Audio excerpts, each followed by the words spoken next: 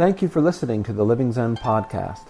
If you've been listening for a while and are wondering how you can take the next step in developing your own Zen practice, or how you can more formally connect with our community, please explore our online Orientation to Zen practice, which you can find on our website at zenwest.ca. If you enjoy the resources that we make available online, we would very much appreciate your support.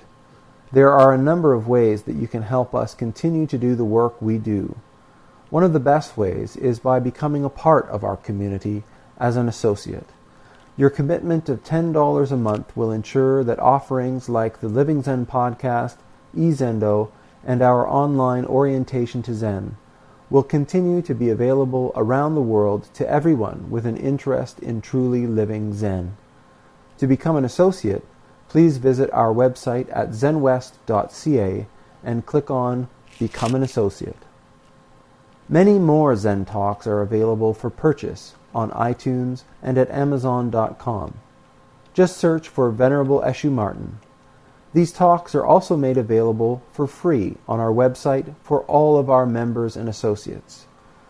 You may also want to download the Living Zen podcast app, which makes downloading and listening to the podcast effortless. Thank you for your support, and thank you for listening to Living Zen.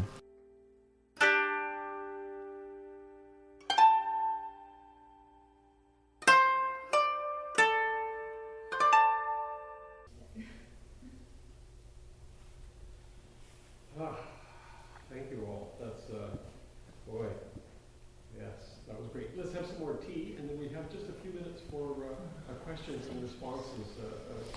Venerable Eshu, No, believe in God. A question? No. A point they want to raise? Yes. No God.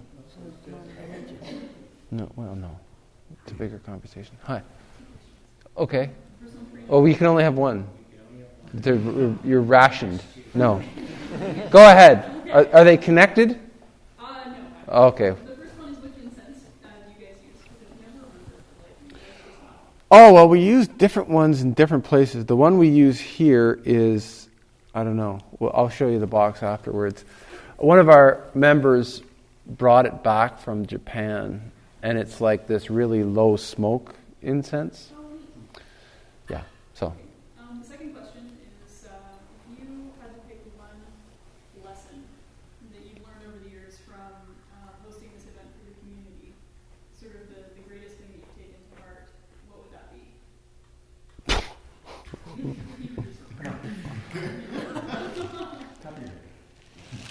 Keep serving Bengal spice tea.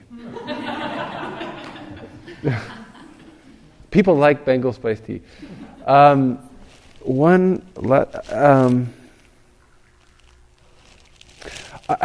really think it probably has to do with how meaningful community is and how absent it is in our society today. Like we've done all this great stuff to connect people with technology, but somehow it's like facilitated the connection but undermined the depth of connection. So you can have a whole bunch of people who are sitting in a room and they're all connected to the whole world, but they're all alone. And I think that seeing the value of connection in the things that we do with those relationships, that people, it's like, don't talk to one another outside of the Tuesday night, don't have anything to do with each other outside of the Tuesday night, but when people come here, and what do we do here? We like sit together and don't talk, and yet the faces and connection between people is very genuine and heartfelt and powerful, transformative. So I think that just that's just a huge teaching to really affirm the fundamental connection that we have. So, yeah. Blah, blah, blah, blah, blah, blah. There you go.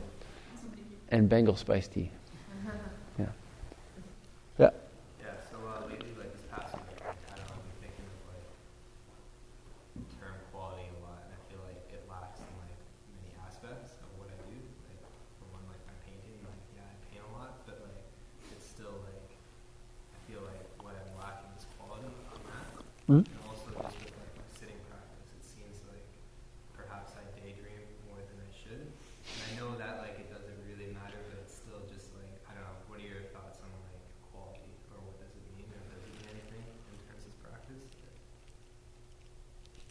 Well, what do you think makes a quality experience? Like, you must have had quality moments of painting and quality moments of sitting. Like, what do you? That's true, yeah. But I feel like once I think about it, Yeah. it kind of like, I don't know, it turns it on its head, and then it's not. So like, it's like, what do I do? Yeah.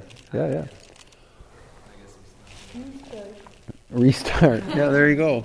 No, I think that's, for me, I think that I really identify with that, because I think,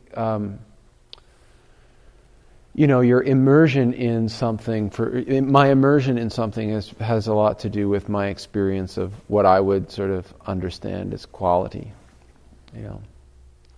Sharing a cup of tea with somebody, if I'm able to completely engage with that person, sometimes not talk at all and just be there with them,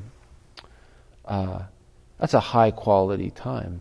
Whereas if I'm sitting there having a cup of tea and thinking about, what's going on, and this Facebook and all this kind of stuff, then it's sort of like this sort of like flimsy kind of experience. Or if I'm I'm not completely immersed. So to me,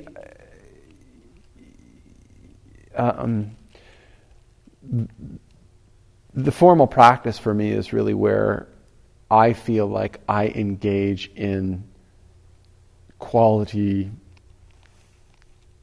development practice, particularly intensive practice, I find, because really one of the really powerful things about this kind of formal practice is it demands of you. Like, it's like when you're sitting on your own, you can set things up how you want. You can sit for as much as you want. When you're uncomfortable, you can move if you want.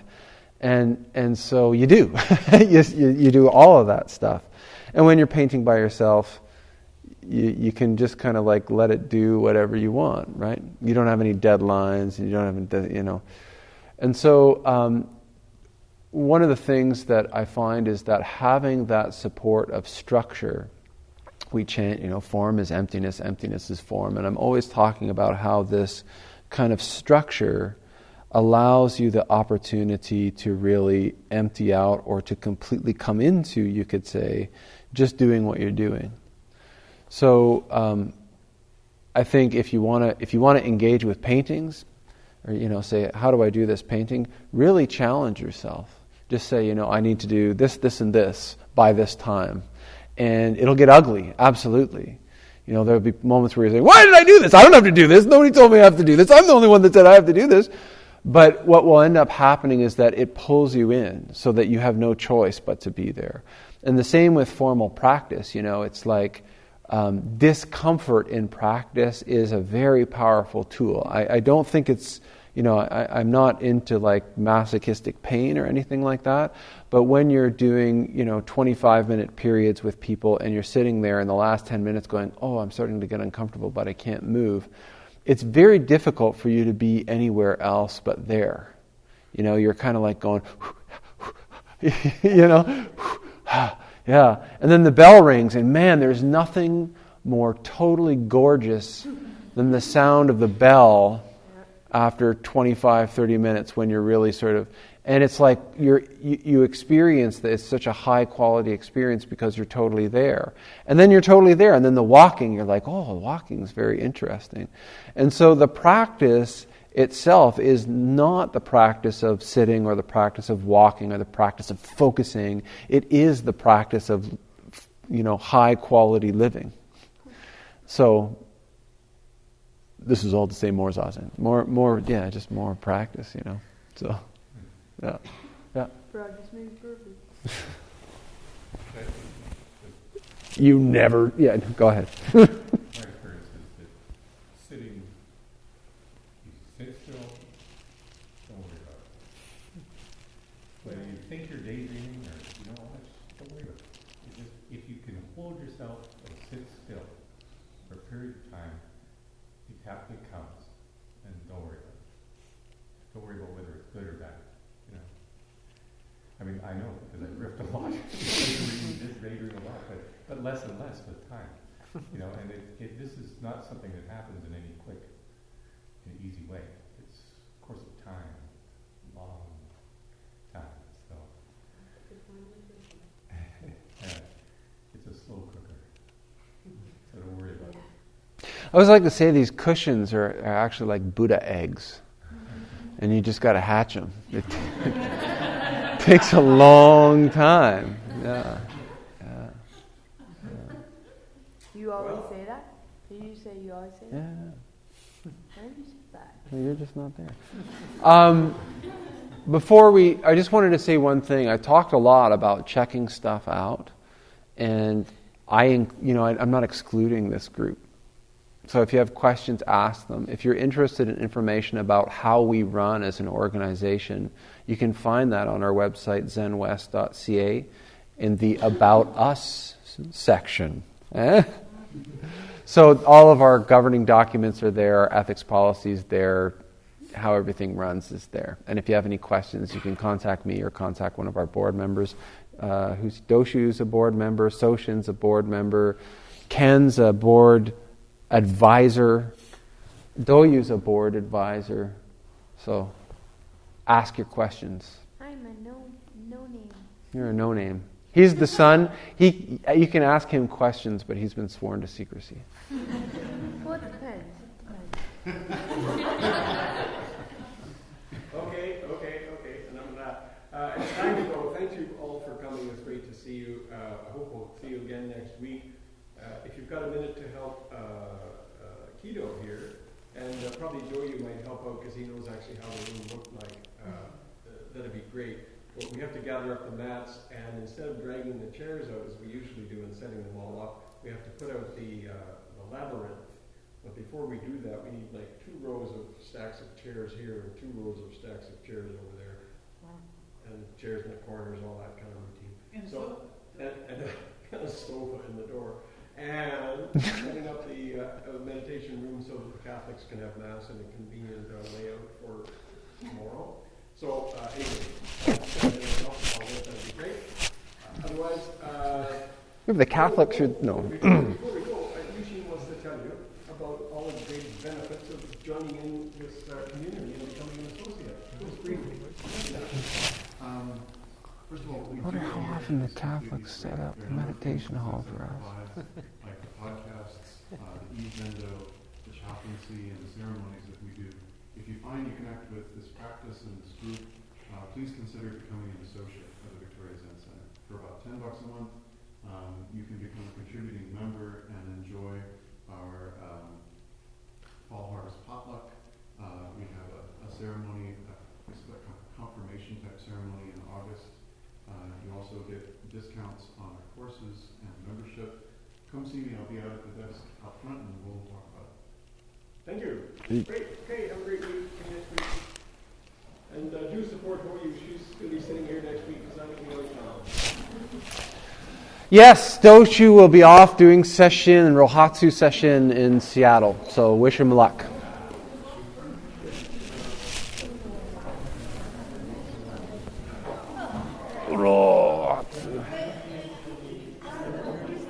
I saw this video online, and this Zen Buddhist, not Zen Buddhist, he's a normal Buddhist in China, he died, and he went to the afterlife, and he was given a choice of going down this one path or the other path, and St. Peter was there, and it sounded like something. What is this? Yeah, exactly. Yeah. Well, I read it, and then he said he went a little bit down the way that was the rocky way, and he said it looked very dangerous and it got hotter, and there's 2 versions of this story online, both different. Very suspected, but I don't know. But anyway, he went down that way and it got really hot or something dry and arid, so he came back and then he went down the other way, and he woke up and he was awake in a coffin, and they were putting him in the fire to burn his body up, and he screamed out loud, bashed on the thing, and then they got him out, and then he told this story about how the Christians had told him that Buddha was in hell. And I was just like, whoa, what's going on? And I also heard, but the strange thing is Here, let me take your cup. Thank you. I heard other stories. One was that this person had a near-death experience and they saw Buddha in heaven. And stories like that, like seeing Buddha, and I heard stories of people going to the Well, I guess he gets around. Well, I thought he was in hell because he conquered himself. So because like he said, if you conquer yourself, the victory is yours. No one can take it from you, heaven or hell, angels or demons. And I wondered if he was living true to his word or something. Well, I mean, in the sort of stories of the Buddha, he was like just able to transmigrate all the realms like effortlessly. So he could appear wherever he wanted to, wherever he was required. So, yeah. So, I mean, you should read some of that stuff. You'd probably enjoy it. Yeah, I would. Yeah, where could you find it? Oh, it's just like the Pali Canon. So it's like the Nikayas, they're called. And so there are three major texts of Theravadan Buddhism. So you should check that out. Thank you very much. The Nikayas, they're called.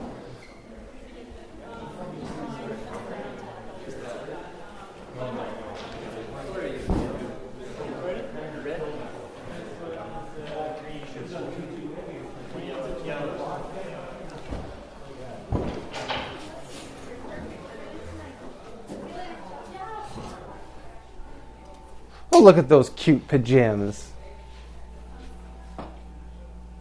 Jolly old St. Nicholas, when you're near this way.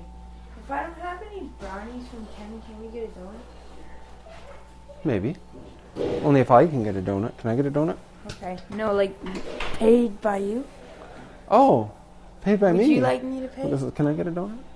For what? For me? How? Me. Yeah, you can get yourself a donut. Really? Gladly. Are you going to do dishes, Ken? No, he was going to make Not you do my dishes. job. I'm working. It's not my job. Keegan's all like very excited about it not being his job. I'm not doing it. No, but you got to get your candle. I snuffed it. But you got to get it, put it back where it belongs. Oh. I'm going to do that. Look at the movie we got. I bought at Winners. A Christmas Story. You've seen that one, right? You'll shoot your eye out. What? No, I have not seen that one. What? You have? This is like the one with the leg lamp and everything. You haven't seen this? I've never even heard of it. This is like a legendary Christmas story. You would totally love it. I bet I would, yeah. I can't. Sakito hasn't seen this.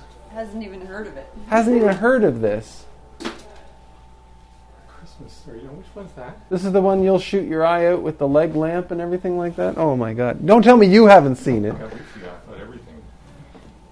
We're going to have like a Zen Centre Christmas story. It's like a total classic.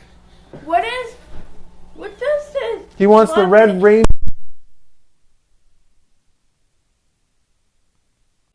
Thanks for listening to the Living Zen podcast. If you follow Living Zen through iTunes, I would very much appreciate it if you would take a moment to let me know what you think about it by rating or reviewing the podcast, so that new listeners can also hear what you have to say. Thank you for your time and for your support.